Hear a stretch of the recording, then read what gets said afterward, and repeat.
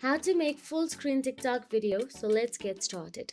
First of all you have to do is open the CapCut app on your mobile device and make sure you are signed into your CapCut account.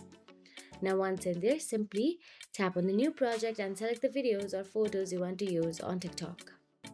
Now, once you select the video or photo, all you have to do is, in the bottom tab, look for the aspect ratio option available and simply tap on it.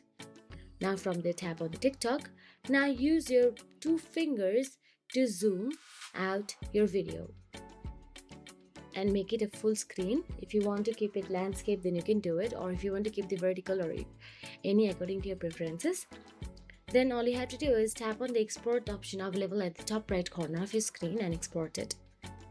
Now simply tap on the share to TikTok option available there and navigate to your TikTok profile.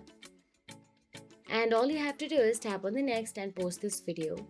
If you found this video helpful, please like, share and subscribe, and thank you so much for watching.